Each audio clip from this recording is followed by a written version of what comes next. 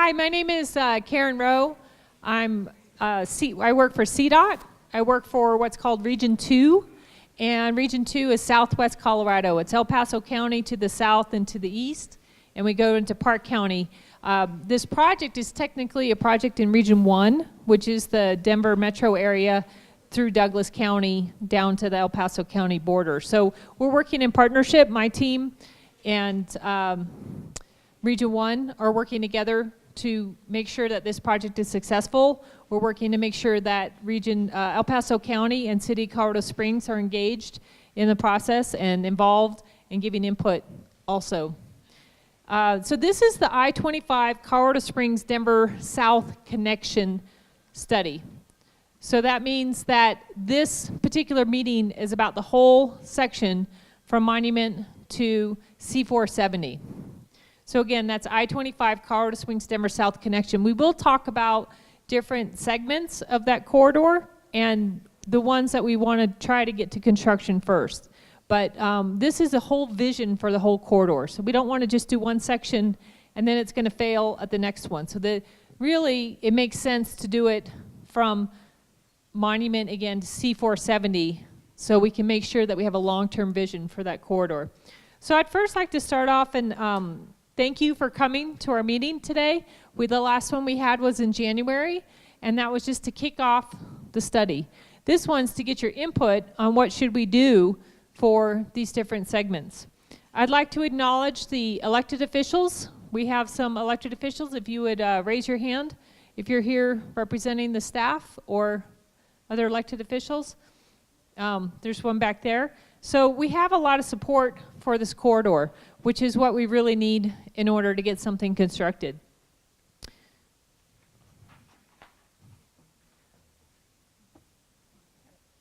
Okay, sorry. So this is an important corridor, as you know. Whether it's to Castle Rock or it's all the way to C-470 or to Denver, you drive it a lot and you need it to connect the two biggest cities in Colorado, Denver and Colorado Springs. It really links, it's an economic and business development issue for this corridor. And also, it connects, I-25 connects Wyoming to New Mexico state line. And really, the congestion we're having is so bad right now that we really need to get some near-term relief for some of the immediate worst problems, and we really need to have a long-term vision as to what we're going to do for the whole corridor. So that's what we're trying to get today, is a long-term vision. Congestion happens weekdays, weekends, days, nights, and impacts businesses, residents, and really the recreation along the corridor too. So the interstate system was built in the 1950s for Colorado. But as you see, these two lanes in between our two biggest cities isn't working anymore. And even the 3 lanes through Castle Rock and the 4 lanes to the north are still not always without congestion or there's safety problems. And so we have to really figure out what we're going to do. Really, based on our evaluation of this entire corridor, there were no days that didn't have some sort of delay along this segment. So again, the whole C-470 monument had some sort of delay for some period of time on the corridor. And for those of you who drive it, you can probably attest to that. You're just like, I hope I'm lucky today. I hope I'm lucky today. I'll get there faster. And really, on some days, the delays can be very extreme. And there's not really an easy alternative route. I have gone State Highway 83, so there's ways to get around, and you kind of check it in the computer to see, is the corridor free or is it not each day? So we are doing our best, CDOT is, to try to build a construction project out of this corridor within the near future. So we're working on this corridor vision right now. We'll be back in September where we'll talk more about the vision for the corridor, but then we're also going to talk about what steps we're going to take for the Gap section, which is Monument to Castle Rock. So that's the construction project where we're really trying to look at what can we do there in the near term. So we have committed to, as CDOT and our consultant team, to finding a way to construct those or put those construction plans together in 2 years and get it constructed within 2 years after that. However, we don't have the funding right now. So we're committed, we have the funding to get the design done. We don't have the funding to get the construction project done. So we're committed to finding the resources to get this designed, to get it out to advertisement for a contractor to construct it. However, we don't have the construction funds at this time. So we're hoping those would become available. And along those lines, there is a coalition that's been formed for the elected officials. It's called the I-25 Gap Coalition, and it was just announced last week. And again, their goal is to try to find some construction funding.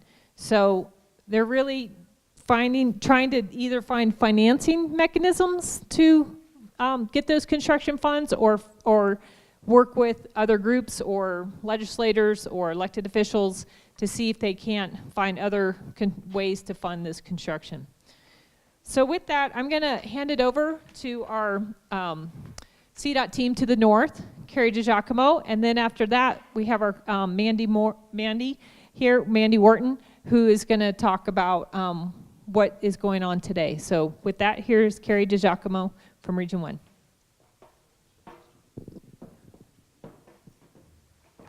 Good evening. Thank you, everyone, for being out here today. As Karen mentioned, I am Carrie DiGiacomo, and I am from our North regions. I'm actually called our South Program Engineer, but I oversee projects that are really focused in our Douglas and Arapahoe counties, and this one is extending down into the El Paso County. But we did kick off this study several months ago. It was at the end of last year, and about fall, end of last year. And we've collected a lot of data. We've analyzed a lot of data that really looks at our corridor operations and the characteristics of this corridor. And a lot of that was from input that the public provided at our last public meeting.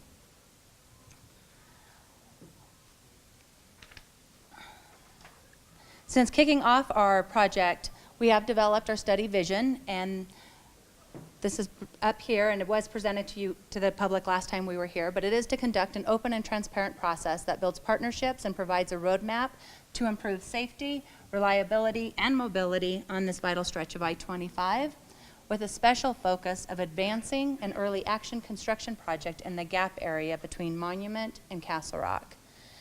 And one that's a little odd in this whole vision is the partnership aspect. But the partnership has really been critical to this project.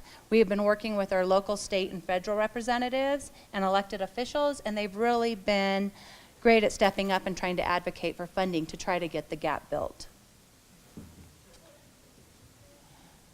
We're doing all this through what you've been hearing is called our Planning and Environmental Linkage Study, and it really is our long-term vision. This study we embark on when we don't have the finance determined for a project. We really identify what improvements are needed, try to determine how we can bundle those, and what funding sources we can try to pursue to try to get something done. So it really does look at that long-term vision as to what improvements are needed along this corridor.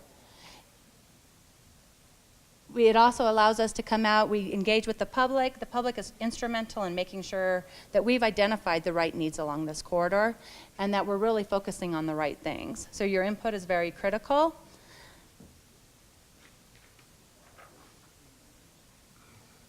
And we've broken down this, what we call our PEL, the Planning Environmental Linkage Study, into 3 segments from C470 down to Monument.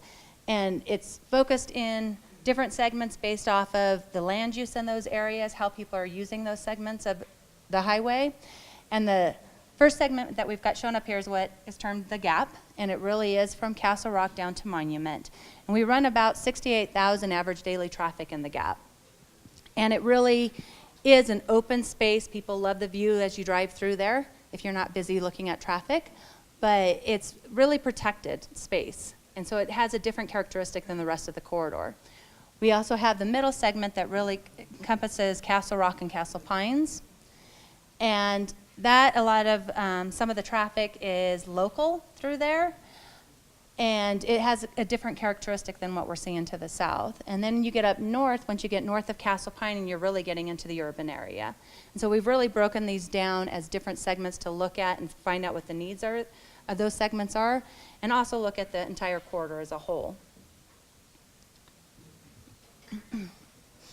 So tonight, what we're showing you here tonight is looking at those different segments, but also we've defined what we call our purpose and our need for this project. And we're looking for your input on that, and we're also looking for your input on the alternatives that we have that we're showing here tonight. And the purpose of our project is to enhance safety and improve travel reliability, mobility on I-25 between Colorado Springs and the Denver South region. And so we want to, hear from you. Your public input is critical to, are we defining the right purpose along this corridor? We realize that there's a strong focus in this area on the Gap, and we're going to be kicking off an additional study this fall that really looks at that gap. And this studies a gap here, but the next step in our process is really the financial constraint. And so we're going to assume we have financial constraint, and we're going to kick off that project. And so that one will be running concurrent with this one, and this really is an aggressive schedule that we've got outlined for this project. But our needs also along this corridor, is like we've been trying to keep reiterating, is the safety, reliability, and mobility. And as Karen mentioned, it is really hard to determine when you're traveling from Denver to Colorado Springs, how long is that trip going to take? And so we would like to improve what that reliability is along this corridor. The goal of our alternatives is to improve safety and reduce crashes, improve travel time and reliability, and improve mobility for local and regional travel. And so we're asking you, what have we missed? We've got the alternatives outlined here. They're on the tables back here. So please make sure you're visiting the tables with the long roll plots, because we are showing things on those that provide a lot of information, and we want you to weigh in and let us know what you think. So with that, I'm going to go ahead and turn this over. Mandy Wharton's with our consultant team, and they're really helping us to keep this project going on this aggressive schedule, and she's going to talk about just what our meeting format here is tonight. Thank you. So I see a lot of familiar faces. How many of you were at our last set of meetings? All right, so this will be easy for you. The format is pretty much exactly as it was last time. We got really good feedback that there was great information if you milled through the room and talked to our staff, so we want to provide that opportunity. So just to give you a layout of the room, there was a handout that had this information, but a lot of the information up on this first half of the room is a lot of repeat information. So it's about the study purpose, about the purpose and need for improvements. And then once you start getting over here, we're talking about the alternatives, which really is the focus of our meeting tonight. And we are really looking for consideration about what type of alternatives we might be looking at or what we might have missed. So, and we're not really trying to eliminate anything at this point, so any good ideas, put them out there, fill out a comment form, and please take a chance to talk to our staff, and we look forward to continuing to engage with you at our next meetings. And with that, I will let you know that you can follow us on social media, and that all of the meeting materials that are out here tonight are also available on the website. But the advantage of coming to a meeting is that you get to do more than just look at the boards. You get to talk to people and ask questions. So with that, I'll let you get to those questions, and thank you very much for coming tonight.